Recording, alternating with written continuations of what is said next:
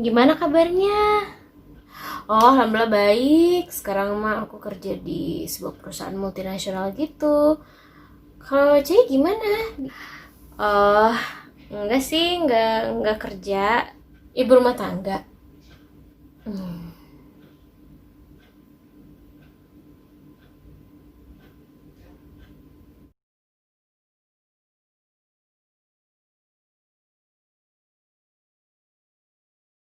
Assalamualaikum, balik lagi di channel Lames Chandra dengan saya Syari di sini. Kali ini saya sendirian karena kebetulan Abah lagi ada kerjaan, jadi tidak bisa ditinggal. Dan kebetulan juga pembicaraan kita kali ini mengenai ibu rumah tangga. Jadi ya pas ya kalau saya sendirian. Ini murni pendapat pribadi. Ambil saja yang bagusnya, buang yang buruknya. Dan ya namanya juga pendapat pribadi, boleh didengar, boleh tidak. Ibu rumah tangga ya. Setahu aku ibu rumah tangga itu seorang ibu yang bekerja di rumah. Tapi banyak banget yang mengartikan bahwa ibu rumah tangga itu hanya mengurus rumah, anak, dan suami. Kalau menurut aku, ibu rumah tangga itu luas sekali. Setiap wanita yang sudah mempunyai suami dan mempunyai anak, otomatis dia ibu rumah tangga. Sebagian besar ada yang menjadi pure ibu rumah tangga. Artinya pure ini adalah benar-benar dia hanya fokus mengurus rumah dan anak kayak gitu. Tapi ada juga ibu rumah tangga yang sekalian nih berbisnis kecil-kecilan, atau dia berprofesi sebagai penulis, tapi dia juga ibu rumah tangga dan kerjanya di rumah kayak gitu. Terus ada juga yang ibu rumah tangga, dia bekerja di kantor, tapi kan kalau misalkan weekend dia tetap ibu jadi rumah tangga dong di rumah.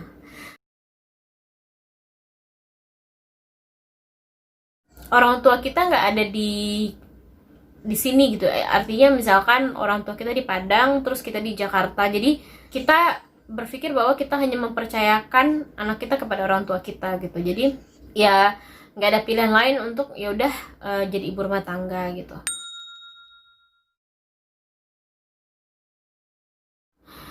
Atau bisa juga kondisinya adalah memang belum mau bekerja karena mau ngurus anak dulu, mau fokus ngurus anak dulu kayak gitu.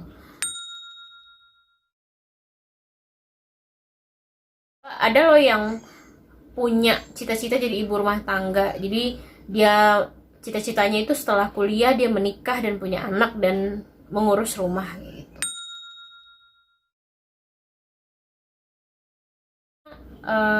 Suami kita malah menganjurkan kita menjadi ibu rumah tangga agar fokus mengurus anak dan rumah.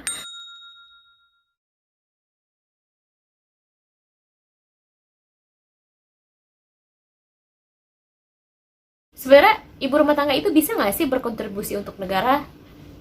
Jawabannya bisa.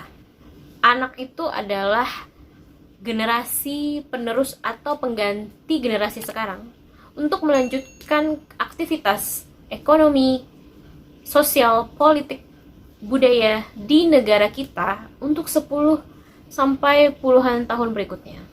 Jadi kalau misalkan kita bisa berhasil mendidik dan mengurus anak kita dari sekarang, apalagi kalau dibayangkan setiap keluarga dalam sebuah RT, RW, kelurahan, kecamatan di seluruh Indonesia mempunyai pemikiran yang sama bahwa anak bukan hanya sekedar penerus keluarga, tapi juga adalah penerus bangsa ini.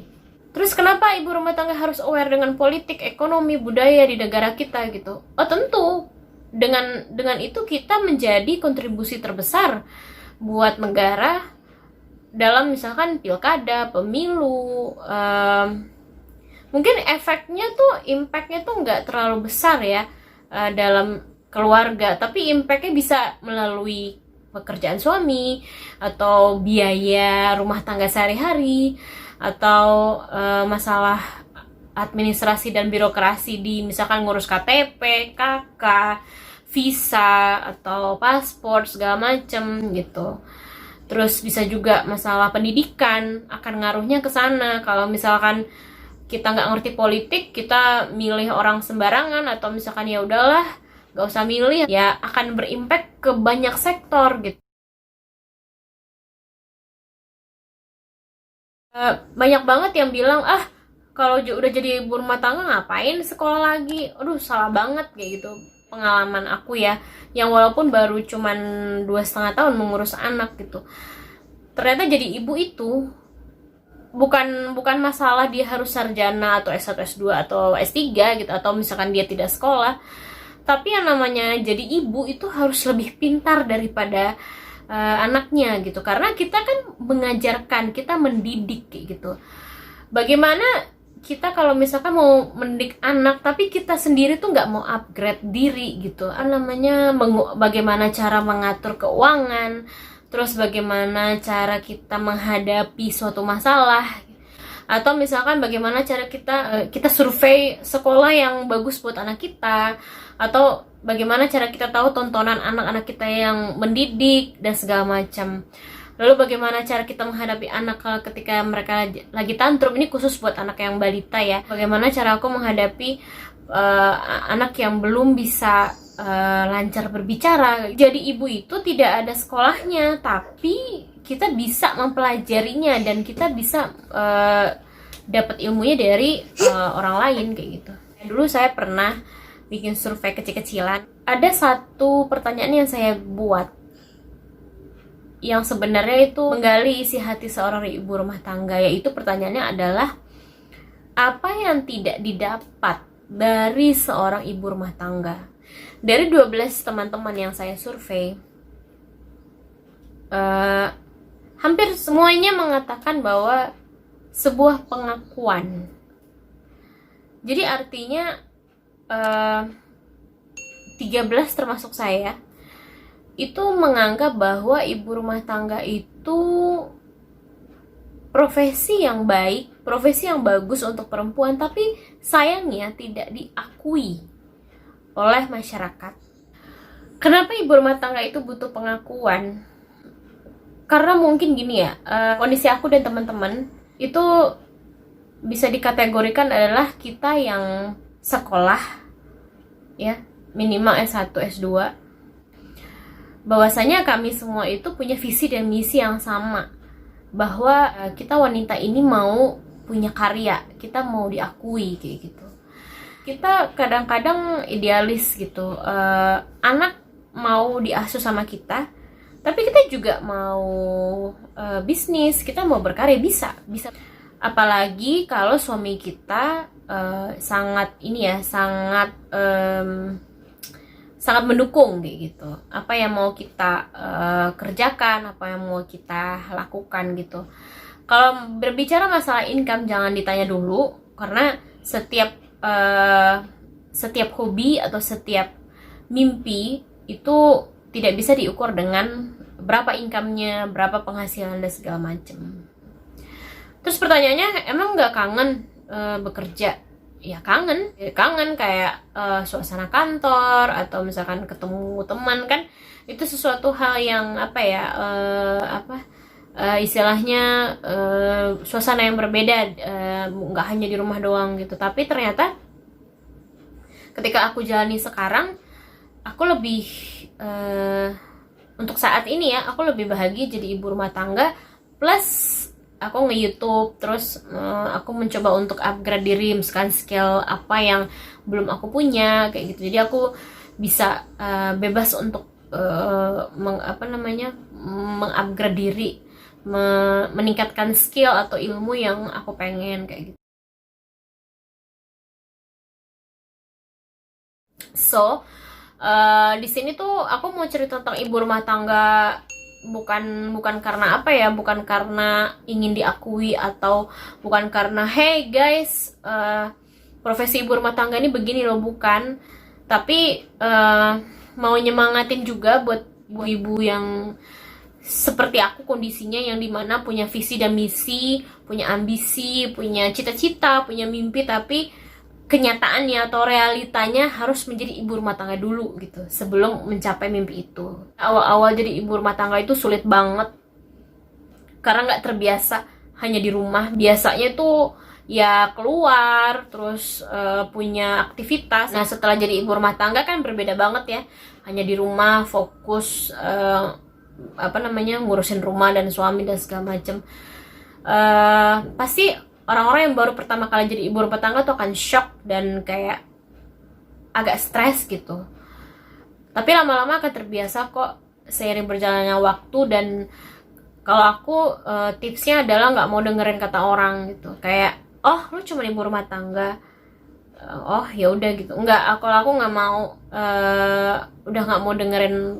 Dulu iya aku sempet dengerin kata-kata orang kayak lu nggak kerja, nganggur doang gitu. Tapi setelah punya anak dan ternyata ngurus anak itu nggak semudah yang dibayangkan, ngatur waktunya tidak bisa sefleksibel dulu gitu. Jadi aku merasa kayak worth it banget sekarang aku jadi ibu rumah tangga, dan aku percaya suatu saat aku bisa berkarya atau berkontribusi besar untuk negara ini gitu. Menurut aku ibu rumah tangga itu adalah profesi yang sangat tough dan mulia di sisi agamaku, yaitu agama Islam. Tapi ini bukan berarti untuk membandingkan dengan ini ya, ibu yang bekerja, tentu tidak.